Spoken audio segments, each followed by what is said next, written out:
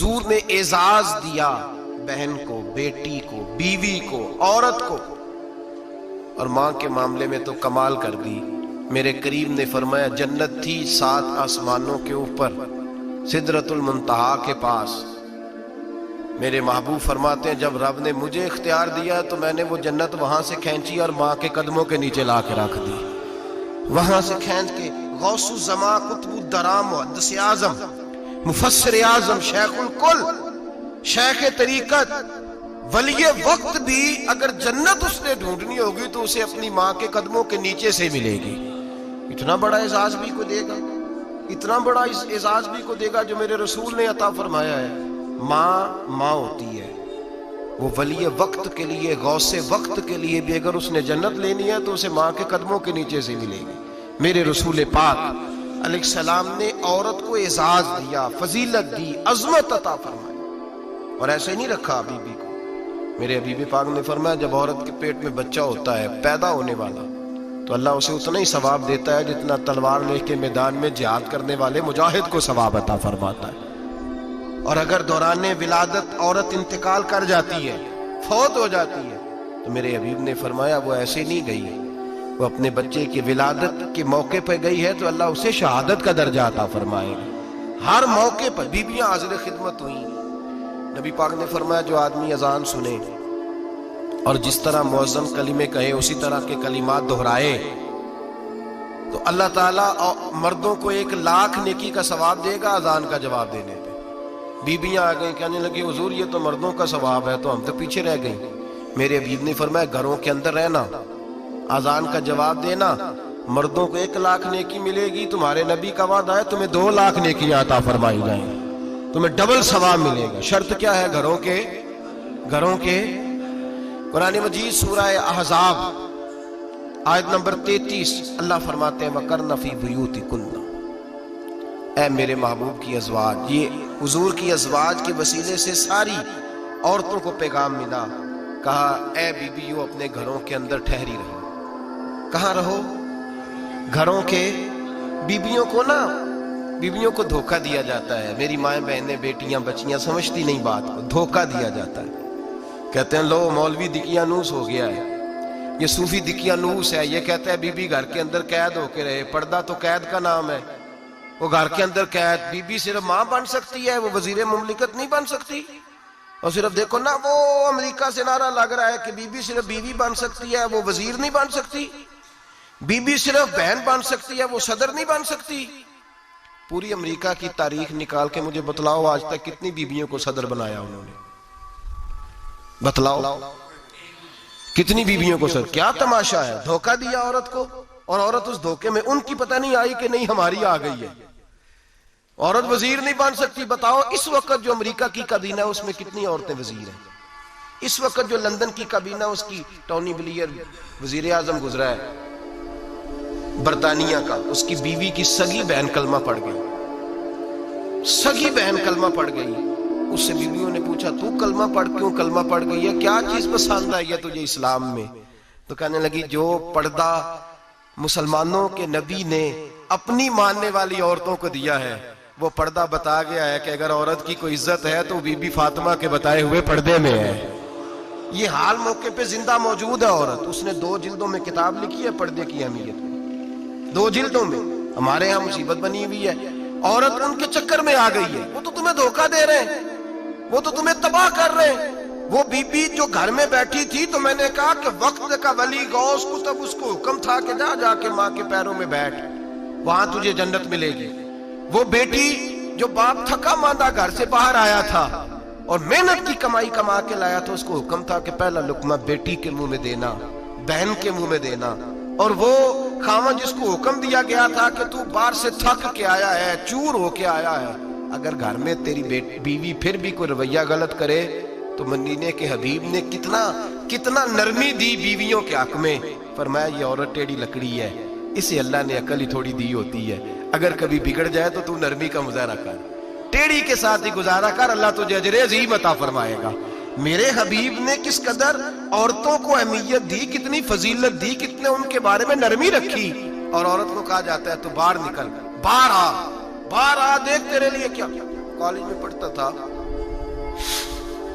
इम्तिहानात के दिन थे तो बस में स्टूडेंट घुस जाते हैं। हम 8-10 लड़के बस के अंदर घुस गए तो लड़कियां कहने लगी हमें भी बिठाओ।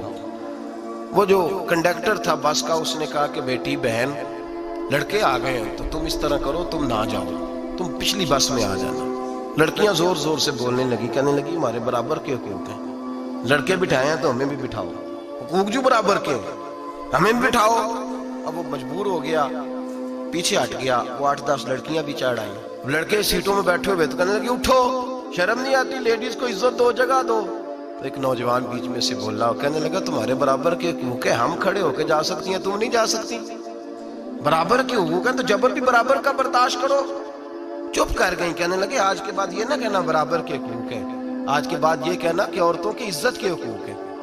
बराबर के हुकूक मांगने में इसकी कमजोरी है। इज्जत के हुकूक, बैंक में बीबियां बिल जमा कराने आती हैं तो उन्हें इज्जत का हक मिलता है, इज्जत का। वो क्लर्क साहब जो पता नहीं किस तरह किसी से बोलते हैं, वो भी बीबियों का बिल पहले जमा करते हैं। बस के अंदर भी बीबी को इज्जत मिलती है। एक समझदार आदमी, बुजुर्ग आदमी, पढ़ा लिखा आदमी बैठा है बस में तो बीबी चढ़ी है तो इज्जत का हक है। उठ गया, कहने लगा अपा जी बहन जी आप यहाँ आ जाए। बीबी इज्जत का हक मांगेगी तो बचेगी, बराबर का हक मांगेगी तो ठीक है, लाइन में लग जाए, जहां सारे खड़े हैं वो भी खड़ी रहे। अगर बस में मर्द खड़ा है तो औरत भी खड़ी रहे।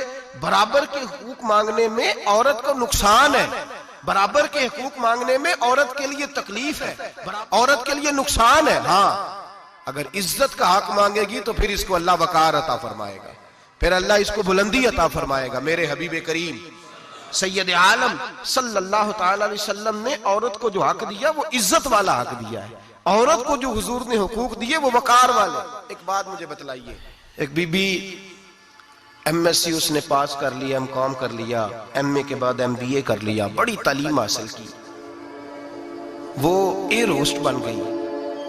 यूं समझ लें 1 लाख रुपया महीना उसकी तनख्वाह है।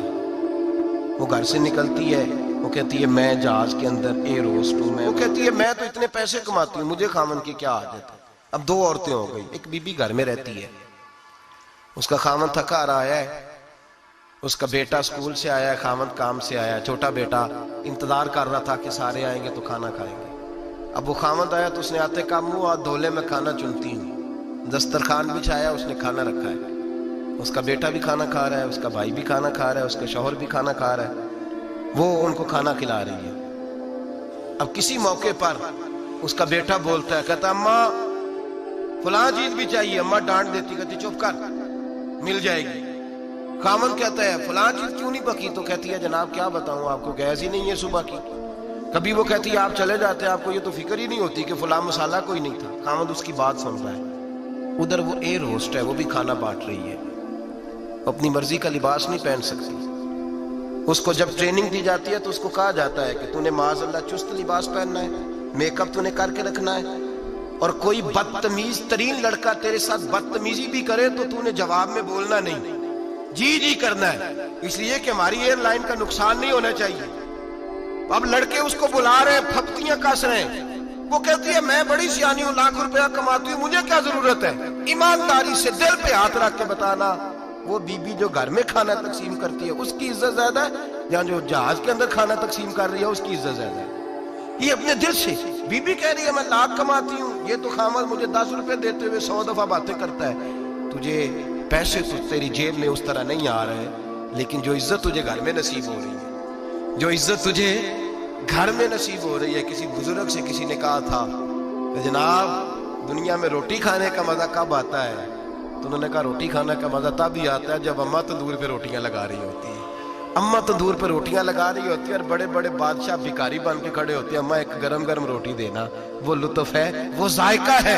मेरे भाई, औरत जब तक घर की 4 दीवारी के अंदर रहती है वो महफूज रहती है, वो बावकार रहती है।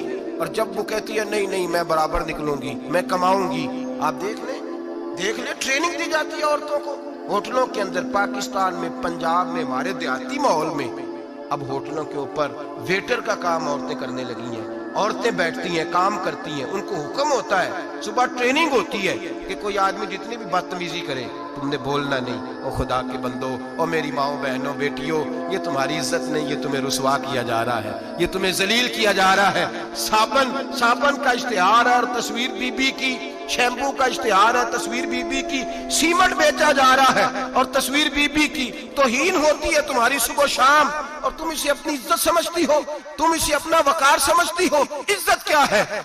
आमिना के लाल, हजरत आयशा के सरदार, सैयदा फातिमा ज़हरा के बाबा, मेरे हबीब करीम सैयद आलम सल्लल्लाहु अलैहि वसल्लम से हजरत फातिमा ने कहा, या रसूल अल्लाह, जो बीबी अल्लाह के करीब होना चाहे, जो रब का कुर्ब पाना चाहे, जो अल्लाह की वलिया बनना चाहे, मुझे कोई नुस्खा बता दे, मैं औरतों को बताऊं। तो मेरे हबीब ने फरमाया, जो बीबी जितना घर के अंदर रहेगी, जितना घर के अंदर रहेगी, जितना घर के अंदर रहेगी, उतना ही वो अपने रब के करीब होती जाएगी।